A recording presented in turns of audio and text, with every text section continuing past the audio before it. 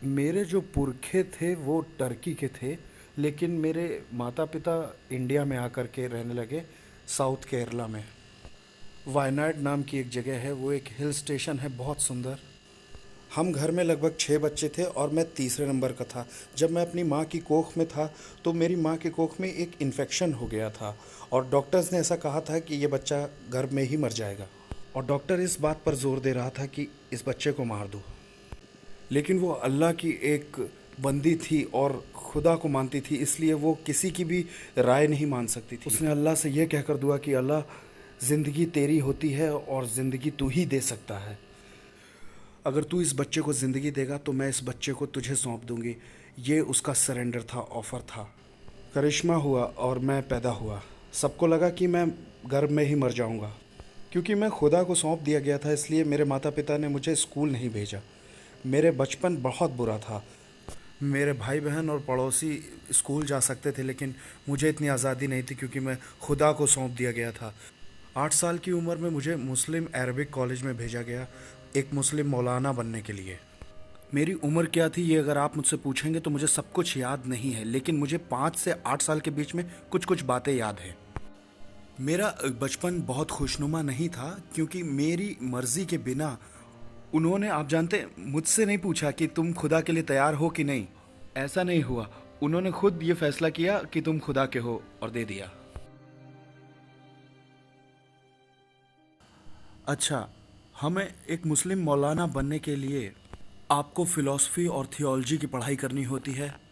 Philosophy में आपके पास 5 साल होते हैं लगभग। उन 5 सालों में आप पढ़ रहे होते हैं मेटाफिज़िक्स, एपिस्टेमोलॉजी, लॉजिक वगैरह, और अरबिक लैंग्वेज भी। और अगला आपका थियोलॉजी पीरियड होता है जिसमें आप जिसे मुख्तसर कहते हैं। पहला मुख्तसर है और दूसरा मुतव्वल है। मुतव्वल वाले हिस्से में आप थियोलॉजी पढ़ते हैं जिसमें मॉरल थियोलॉजी, कुरान की थियोलॉजी और शरिया लॉ वगैरह आते हैं।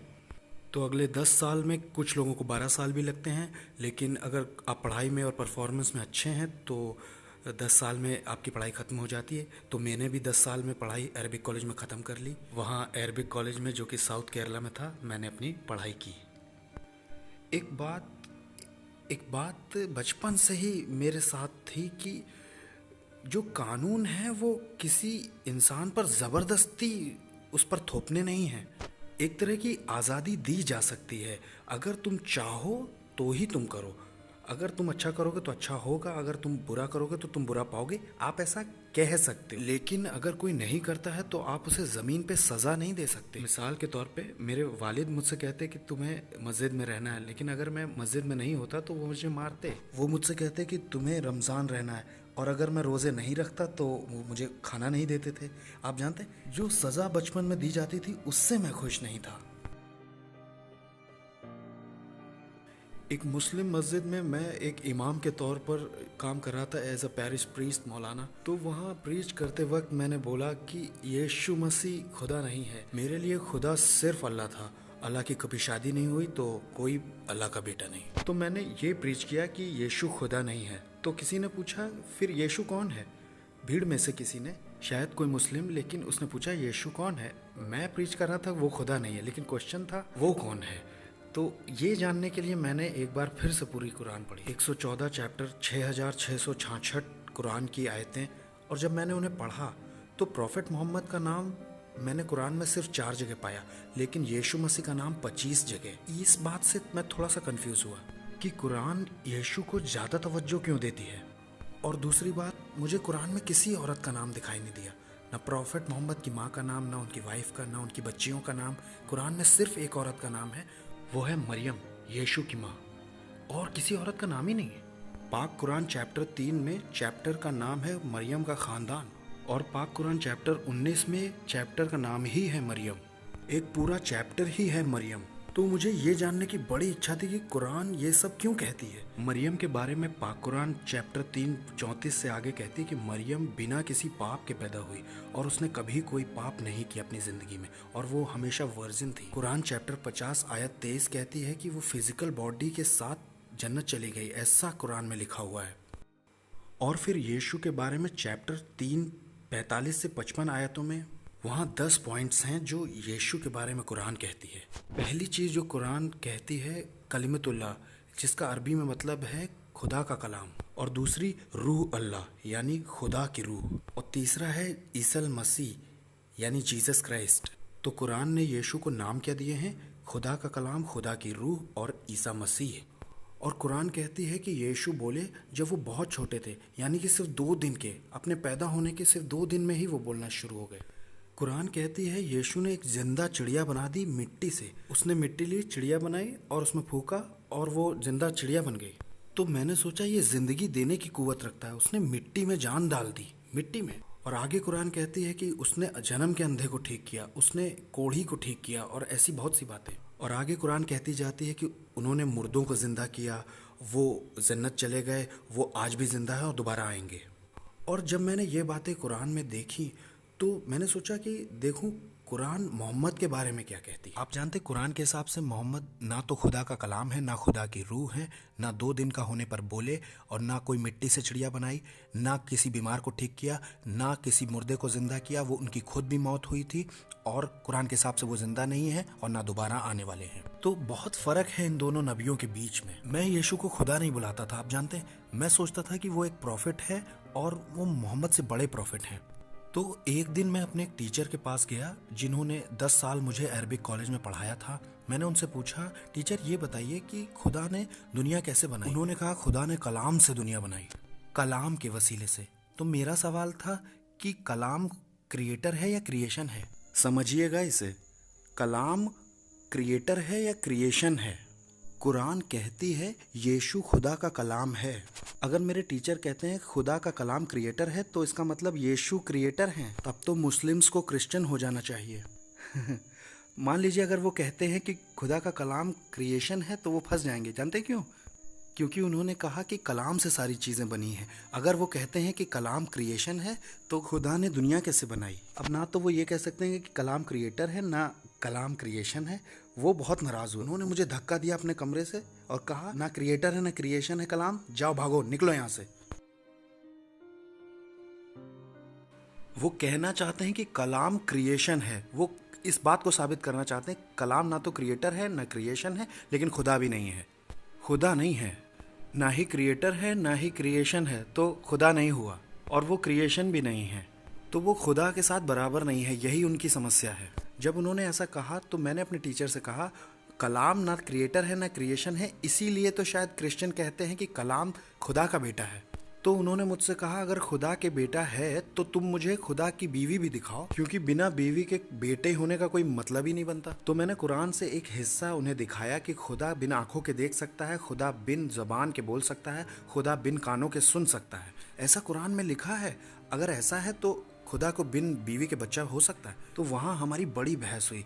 जानते हैं सबसे आखिर में मैंने क्या किया? मैंने कुरान ली, अपने सीने से लगाई, कहा अल्लाह तू ही बता कि मुझे क्या करना चाहिए। तेरी कुरान कहती है कि यीशु अभी भी जिंदा है और मोहम्मद मर चुके हैं, तू ही बता मैं किसको मानूं। और मेरी दुआ के बाद मैंने कुरान खोली, मैंने किसी से नहीं पूछा, मैंने सिर्फ अपने अल्लाह से पूछा।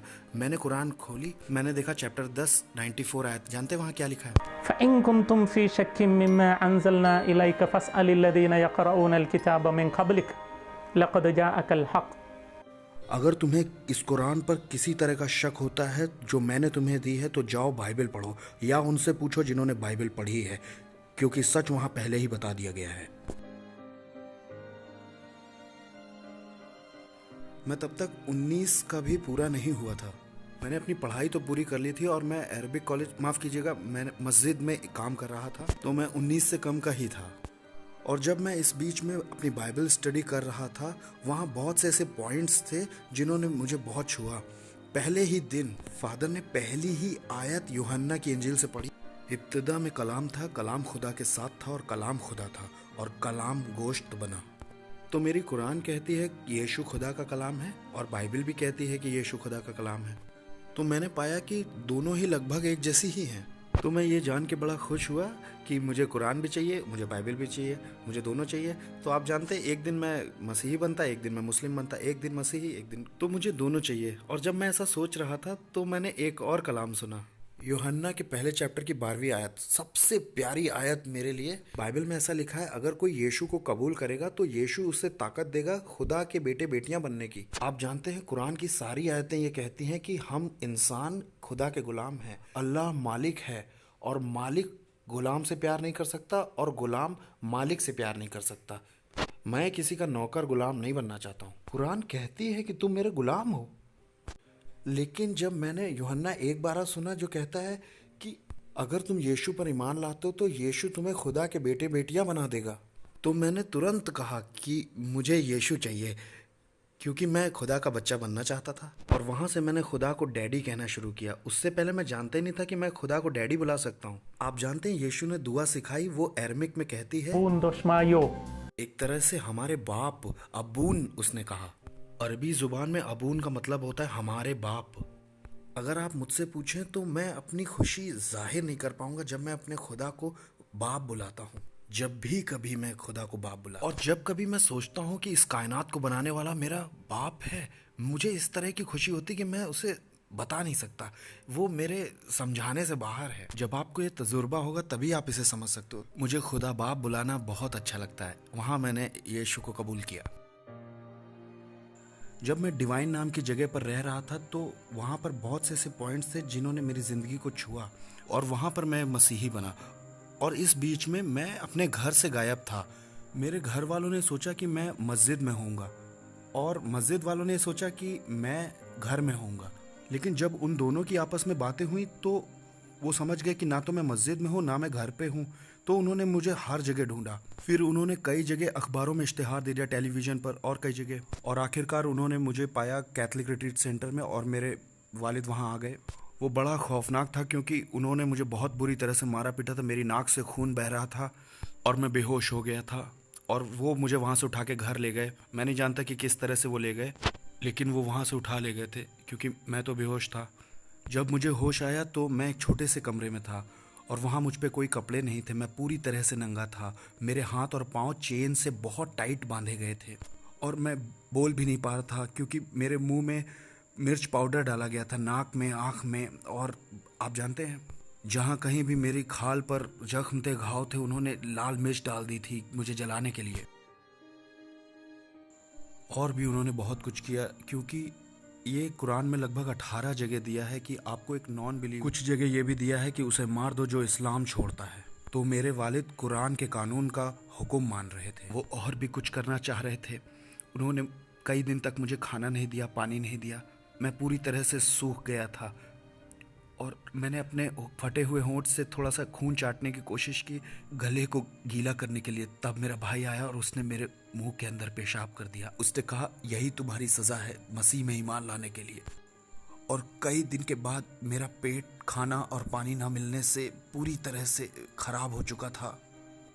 मेरा जिस्म पूरी तरह से कमज़ोर हो गया था और मैं बिल्कुल हड्डी की तरह हो गया, और आखिर में मेरी याददाश्त भी पूरी तरह से चली गई। मैं कुछ सोच भी नहीं सकता था क्योंकि खाना पानी नहीं था। मैं बिल्कुल मरे हुए आदमी जैसा था। मैं नहीं जानता कितने दिन, शायद 20 दिन मैं उस कमरे में था। एक दिन मेरे वालिद वहाँ आए उस कमरे में और उन्होंने मेरी चेन खोल दी और मैं उस समय उठा हुआ नहीं था। उन्होंने मेरी गर्दन दबाई बहुत कस के, ये जानने के लिए कि मेरे शरीर में जान है कि नहीं। तो जब उन्होंने मेरी गर्दन दबाई मैं सांस नहीं ले पाया और मैं उनके हाथ में एक बड़ी चाकू देख सकता था।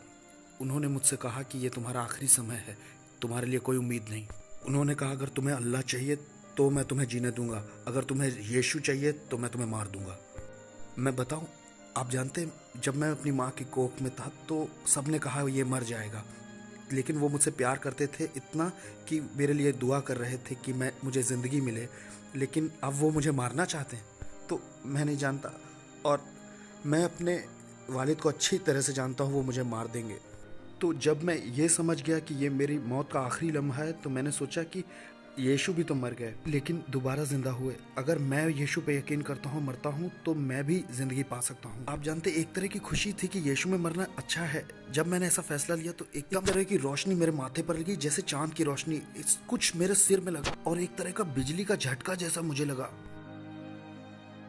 और कुछ मेरे अंदर इतनी ताकत आ गई। आप जानते, कहीं से मेरे शरीर के अंदर इतनी जान आ गई कि मैं खुद को कंट्रोल नहीं कर पा रहा था। इतनी ताकत थी मेरे हड्डियों में। मैंने अपने वालिद का हाथ नीचे खींचा और जोर से चिल्लाया, यीशु।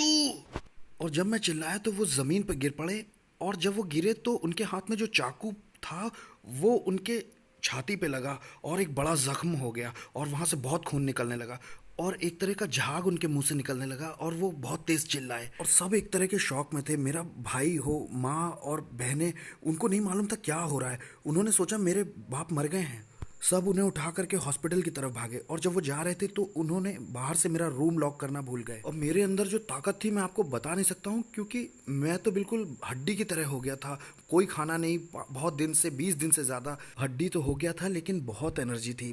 तो मैं तुरंत बाहर आया, मैंने अपने वालिद के कपड़े पहने, टैक्सी स्टैंड तक आया टैक्सी लेने के लिए, और सीधा वहाँ से भाग गया। रास्ते में जो आदमी टैक्सी चला रहा था वो एक क्रिश्चियन था। उसने मेरे लिए मिठाई और जूस बहुत कुछ लिया। उसको मेरा स्ट्रगल मालूम है, उसने मुझे पोटा छोड़ा। वो अभी भी मेरे कांटेक्ट में है और मेरा बहुत अच्छा दोस्त है, वो टैक्सी ड्राइवर।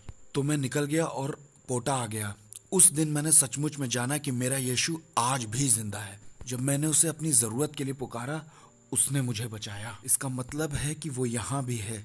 जब मैं आपसे बात कर रहा हूँ तो ये मेरी लाइफ है।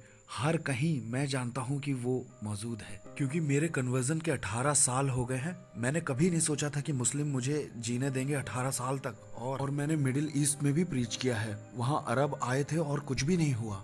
तो इसका मतलब है यीशु जिंदा है और मुझे बचा रहे हैं। नहीं, कभी नहीं। देखिए, आपको भी नहीं डरना चाहिए।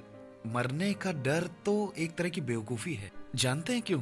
क्योंकि जितने पैदा हुए हैं उन्हें एक ना एक दिन तो मरना ही है। 100% उन सबको मरना है। आपको भी मरना है, सबको मरना है। आप मौत से डरो या ना डरो, आपको मरना है, ये एक फैक्ट है। और मैं तो ये कहूँगा, एक बात जो धरती पर तय है वो है आपको मौत आनी है। इस वक्त जब मैं आपसे बात कर रहा हूँ, मैं इस बारे में श्योर नहीं हूँ कि ये ब्रॉडकास्ट होगा भी कि नहीं, क्योंकि कुछ भी हो सकता है। मैं इस बारे में श्योर नहीं हूँ कि मैं रात का खाना खा पाऊंगा कि नहीं। मैं इस बारे में श्योर नहीं हूँ कि मैं भारत वापस जा पाऊंगा कि नहीं। मैं बिल्कुल श्योर नहीं हूँ। मैं श्योर नहीं हूँ कि मेरे बच्चे अच्छे से पढ़ेंगे और सर्टिफिकेट लाएंगे। मैं किसी चीज़ के बारे में श्योर नहीं हूँ। लेकिन एक बात के लिए मैं बिल्कुल श्योर हूँ कि मुझे मौत आनी है। जितनी भी बातें हैं सब बेठिकाना है, और आप कोशिश करते हैं, कुछ हो सकता है, कुछ नहीं हो सकता है, लेकिन श्योर नहीं है। लेकिन एक बात है जो बिल्कुल तय है, वो है मौत। तो मरने से कभी मत डरिए। इस बात को बिल्कुल मान लीजिए कि ये तो एक दिन आनी है। तो आप ये सोच सकते हो कि अगर मैं मोहम्मद में यकीन करता हूँ और मरता हूँ तो मेरी सिचुएशन क्या होगी। प्रॉफिट मोहम्मद मरे और लोगों ने उन्हें दफना दिया, और उसके बाद हम नहीं जानते वो कहाँ गए। अगर मैं उनमें यकीन करता हूँ और मरता हूँ तो मैं नहीं जानता मैं कहाँ जाऊँगा। गौतम बुद्ध, महावीर, गुरु नानक, शिरडी बाबा, काली, मुरुगन, विष्णु, वामन, बहुत सारे देवी देवता मेरे देश में, भारत में हैं। वो जिए और उन्होंने हिस्ट्री बनाई और वो मर गए। लोगों ने उन्हें दफना दिया और वो कहाँ चले गए हमें नहीं मालूम। अगर मैं इन सारे देवी देवताओं पर यकीन करता हूँ तो मैं नहीं जानता कि मेरा भविष्य क्या हो। लेकिन मसीह जो मरा और दोबारा जिंदा हुआ, तो मेरे पास एक उम्मीद है कि मैं अगर मसीह में मरता हूँ तो मैं भी जिंदा होऊंगा। तो सबसे अच्छा रहेगा कि मरना तो कबूल कर लें, और वो भी मसीह में मरे। यीशु ने बहुत साफ तौर पे कहा है कि मैं अपने पिता के घर जाता हूँ।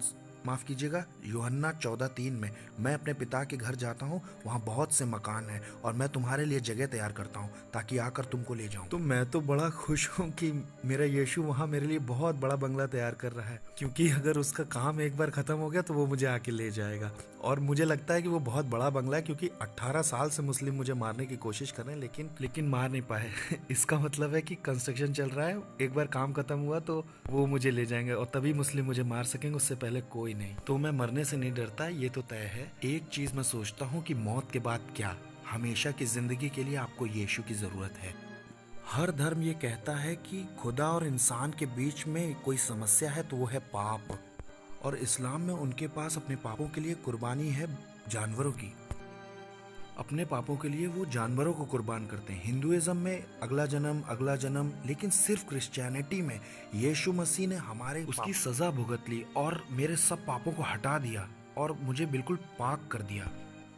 और अब वो मुझे खुदा बाप को दे सकता है ये कहते हुए कि अब ये पाक है। अब मैंने इसे पाक कर दिया है और इसकी सारी सजा, इसके गुनाह, पाप अपने ऊपर ले लिए हैं, अब इसे आप जन्नत में आने दे सकते हो। तो यीशु मेरे नजात देने वाले हैं और वो एक परफेक्ट इंसान है क्योंकि मैं एक इंसान हूँ। मेरा सेवियर एक इंसान ही होना चाहिए और वो परफेक्ट खुदा भी है क्योंकि मुझे हमेशा की जिंदगी चाहिए और खुदा ही इटर्नल लाइफ दे सकता है। आपको मैं आसानी से समझा सकता हूँ कि पाप करने से मौत आती है, पाप से मौत आती है। तो मौत को हटाने के लिए आपको क्या करना चाहिए? अच्छा, अंधेरे को हटाने के लिए जैसे आप रोशनी को लाते हैं, वैसे ही मौत को हटाने के लिए आपको ज़िंदगी चाहिए। किसकी ज़िंदगी?